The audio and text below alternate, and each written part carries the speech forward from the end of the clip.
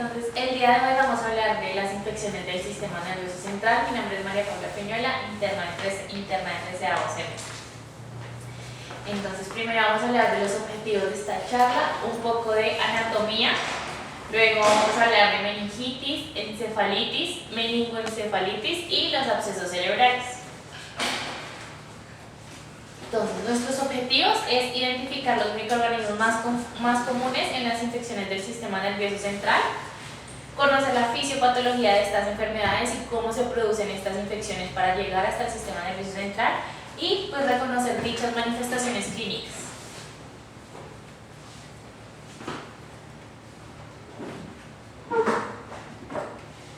Entonces, en cuanto a la anatomía, lo más importante que debemos saber para las infecciones del sistema nervioso central son las capas de la meninges. En un principio tenemos la piel, luego viene la poneurosis con el periósteo, para luego tener el cráneo, que sería el hueso, y luego vamos a encontrar las meninges, que son la dura madre, la aracnoides y la pía madre.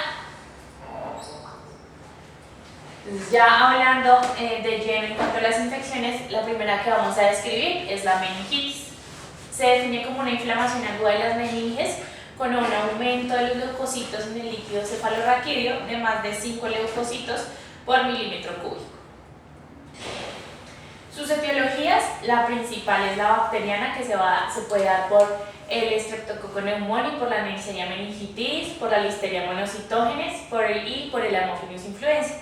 Pero también podemos encontrar otras etiologías como las virales o los parásitos, que encontramos el enterovirus, VIH, el paramyxovirus, que es el mismo virus que produce la parotiditis, el herpes simplex y el citomegalovirus, teniendo aquí como los más importantes y los más prevalentes el enterovirus y el herpes simple. Y como parásitos tenemos la Naegleria fowleri, el Angiostrongylius cantonensis y la cistercercosis, que de estos tres esa sería la más prevalente.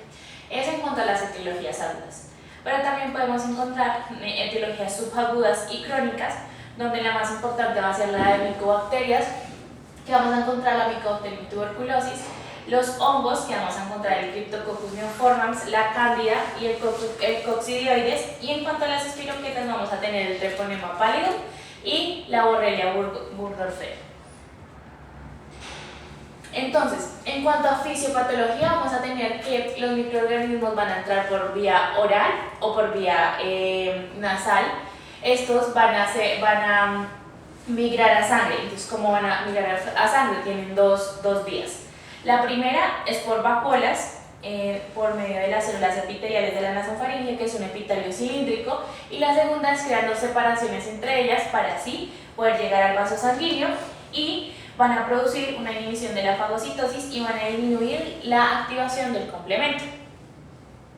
Luego de esto, que ya están en el vaso sanguíneo, van a llegar hasta el plexo corideo, y ahí van a infectar las células epiteliales del plexo, y es como van a acceder al líquido cefalorraquídeo.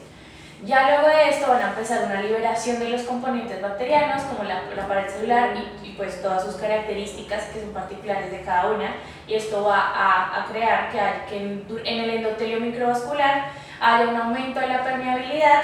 Eso produce un edema vasógeno y va a producir una hipertensión intracraniana, que al final se va a dar en una disminución del flujo sanguíneo cerebral y una pérdida de la autorregulación cerebrovascular.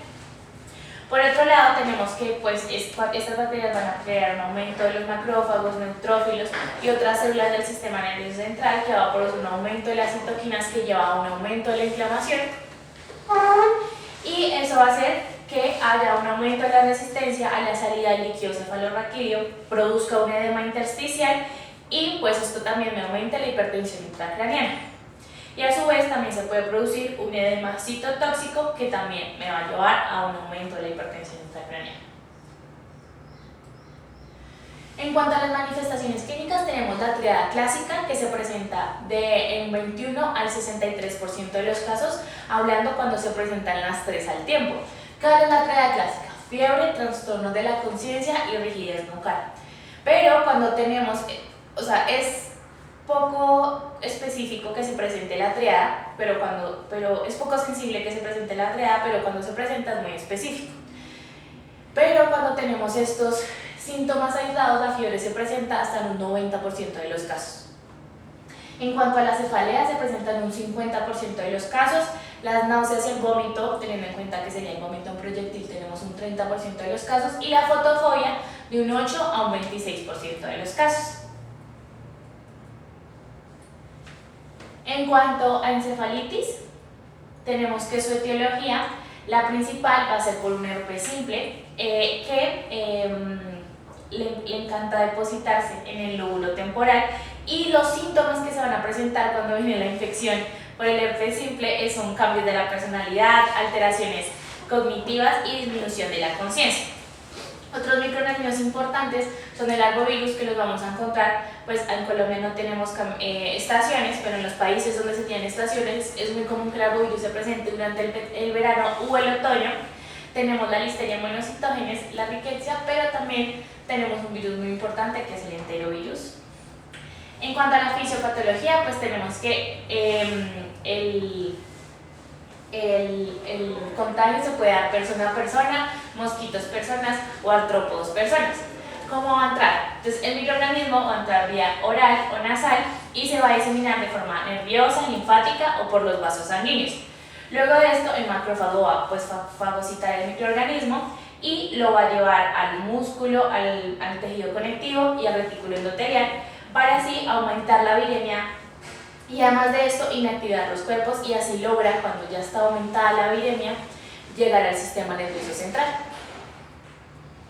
En cuanto a las manifestaciones clínicas de la encefalitis, tenemos pues fiebre, cefalea global, de características también puede ser retrocular o frontal, alteraciones del estado de conciencia, cambios en la personalidad, alteraciones de la conducta, del habla, hemiparesias, convulsiones y perestesias. En cuanto a la meningoencefalitis, tenemos que es una inflamación de las meninges y del encéfalo. La etiología puede estar dividida dependiendo del grupo etario en la que la tengamos. Entonces, cuando es de 0 a 2 meses, los microorganismos más comunes va a ser el Streptococcus del grupo B, el E. coli, la Listeria monocytogenes, la Klebsiella y la Enterobacteria. De 2 meses a 6 años tenemos que es el Streptococcus pneumoniae, el Haemophilus influenza tipo B y la Neisseria meningitis. Y en los mayores de 6 años ya vamos a tener que nuestros microorganismos más comunes son la Neisseria meningitis y el Streptococcus pneumoniae. En cuanto a las manifestaciones clínicas, tenemos que va a haber un componente infeccioso donde vamos a encontrar fiebre, hipotermia, anorexia. Vamos a tener irritación meningia, donde vamos a encontrar la rigidez nucal y dos signos importantes que, como hablábamos anteriormente, pues son poco sensibles pero muy específicos, que son el signo de Kernig y de Brudzinski. Y la hipertensión endocraniana, donde vamos a encontrar pues un vómito en proyectil, cefalea, irritabilidad, ahumamiento de las fontanelas cuando es población pediátrica y la alteración del estado de conciencia. Y finalmente tenemos un daño neuronal que nos va a producir una alteración del estado de conciencia y convulsiones. En cuanto a los signos y síntomas más comunes, vamos a encontrar la cefalea y la fiebre, seguido de una rigidez nucal, alteración del estado de conciencia y de alerta, los signos de Kernig y de Brudzinski, el vómito en proyectil, las convulsiones y los hallazgos neurológicos. Y en muy pocos casos encontramos el papiledema, pero puede estar presente. En cuanto a los abscesos cerebrales, tenemos que son colecciones de pus dentro del parénquima cerebral que se encuentran focalizados y encapsulados en su fase final. Entonces, la puerta de entrada de estos pacientes es muy común que sea por el foco óptico, a diferencia de las otras patologías que ya habíamos descrito. También puede ser neuroquirúrgico por trauma sinusal, cardíaco, dental, pulmonar y abdominal. En cuanto a las manifestaciones clínicas, tenemos que, al igual que en las anteriores patologías, la más común va a ser la fiebre y la cefalea. Y en este caso, es un poco más común que encontremos la triada.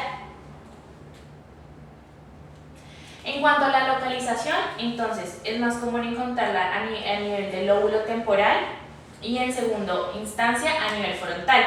Y lo interesante de la localización de los abscesos de los abscesos cerebrales es que también es muy común encontrarlos en cerebelo. En cuanto a los agentes etiológicos, en esta patología es común que encontremos más de un microorganismo, y cuando es así, la combinación más frecuente va a ser el estafilococo coagulasa negativo más la Klebsiella pneumoniae, o pseudomonas más anaerobias. Pero cuando es monomicrobiana, entonces lo que vamos a encontrar es que sea por un estafilococo aureus o por una E. coli.